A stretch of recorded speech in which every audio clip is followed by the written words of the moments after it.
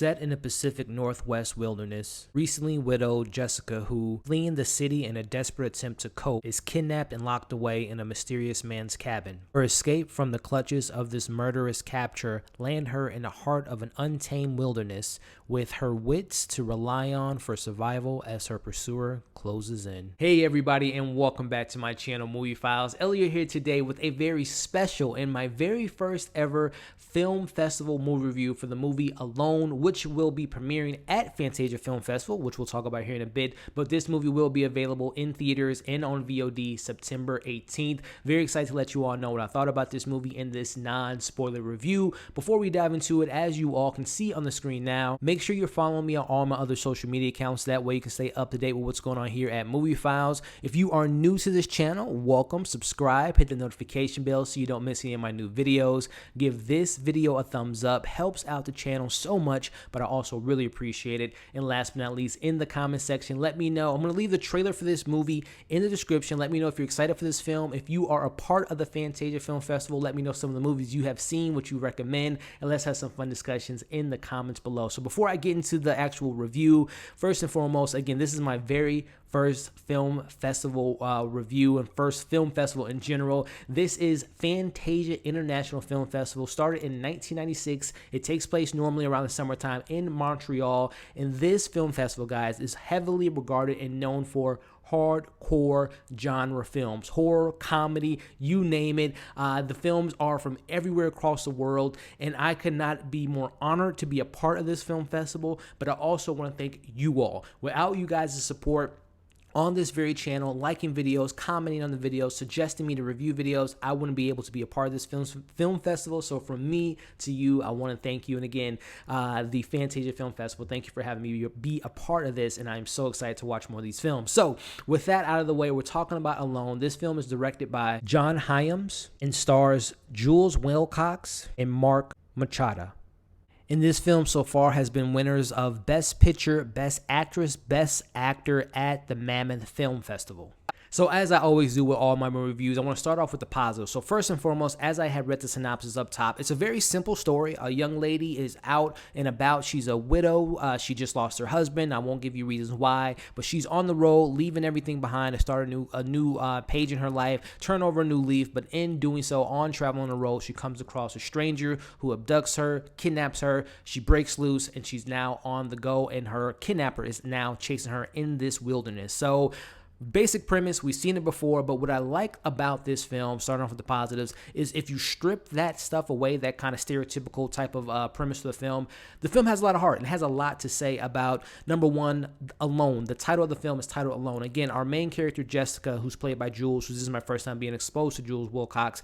She does such a great job in this role. You see her at the beginning of the movie, you know that there's something off. You know that she's in a certain mindset where she just lost her husband, again, for reasons I won't give away. But you can see that she is on the road to somewhat rediscovering herself, you know, and how she lost her husband kind of puts her in a mindset of just like, you know, what do I do now? So I like that journey that we see her starting off in the film. And as our villain of the film kind of points out, he hates cowards. So you see, and not calling Jessica a coward, but you see that she's reserved. She doesn't really know what to do with her life. And as the film kind of progresses, she becomes the woman who is defending her life and is not alone anymore, because she's not just alone with her thoughts. She has to survive. She has to fight to continue to live on in this world. So I really love the journey that we get with Jules. And also, again, stripping away that basic premise, watching you know, Marc's performance as a stranger. I'm a big fan of Marc Menchaca from Ozark, seeing him earlier this year in the Outsider. It takes a particular actor to play a creep, and he does a great job in it when he's in those roles. And I thought that him as a stranger, he was menacing. You know, you didn't know what to expect from him next. I love that the film doesn't really explore too much of why he's doing the things he's doing, besides him just being a psychotic person, this murderous person. But I love the performance that we give him, because again, it takes a particular actor to play the role that he's given in this role. But going also some things I really liked about this film, again, taking away that surface value premise of being kidnapped, escaping, and trying to survive, which again is a great premise, and we've seen it 1,000 times, and some movies do it well, some movies don't do it that well. But what I like about this film, again, it ties into there's more than just that surface level. It ties into the psyche of our main character. Again, she's on this road to necessarily not recovering or forgetting everything that happened, but she's trying to rediscover herself. And the film's kind of broken into parts where at the beginning of the film, she's on the road. In the middle of the film, she's on, at the river, escaping from the kidnapper. And then at the, kind of wrapping up the film, the clear of the storm. I can't remember the name of the title because there's title sequences in each act of the film. But as I'm thinking about those title sequences, I'm thinking about our main character, Jessica, her road to recovery, her on the river, kind of going through this chaotic situation in this literal sense, running away from a killer, but also her and everything that she went through with her husband, losing her husband.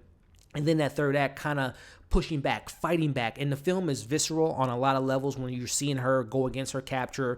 You see him, doing certain things to other characters that we get introduced to in this film, and what he does to Jessica, just being a freaking creep and being just a murderous character and a malicious and a menacing character. So you get all that stuff, which I thought was very impressive, by the way, as well. The way they shot a lot of the sequences, especially Jessica in the river, Jessica fighting off the capture, very visceral, very really hardcore. Seemed like that was a treacherous set, in the choreography and the fight scenes, and just the grittiness and the rawness was really highlighted in this film. But again, going back to that, there's more layers to the story. I love the 3 different acts and how it not only literally goes into what's going on in the film with our, hero going against the villain, but also what our character's going through in her personal life with the loss of her husband. So I thought that was really great on the writer and director, kind of strip away all that stuff from the thriller suspense aspect, but really, what is this character going through? I thought that was really well done. If there were some criticisms, there is a little bit of pacing issues with this film, especially it gets a little bit like we're seeing different points of views from different characters, and we kind of, which I appreciate, sitting in scenes and really kind of getting a sense of the atmosphere, but sometimes it felt like it was dragging on. It felt a little repetitive at times, and there were some logical decisions that I didn't really think was the best decisions from our characters, and I thought that some of the stumbling blocks came from some of the direction, just felt, like I said, a little bit stale at times. But minus those little gripes I have with the film, I was pretty impressed, again, with the story being told. Again, taking away the bare bones of what the synopsis and what the trailer shows. There's a lot to be said within this film, from a literal sense of our character surviving both the kidnapper, but also surviving what happened to her husband, how she's going to move on for that. So with this being my first film festival, I was very impressed by it. I'm going to give this film a 3 out of 5. Alone will be available in theaters September 18th, as well as on VOD September 18th. But if you are watching this now, head over to Fantasia Film Festival, sign up so you can check out Alone and check out some other great films that I plan on watching and giving you guys reviews for. So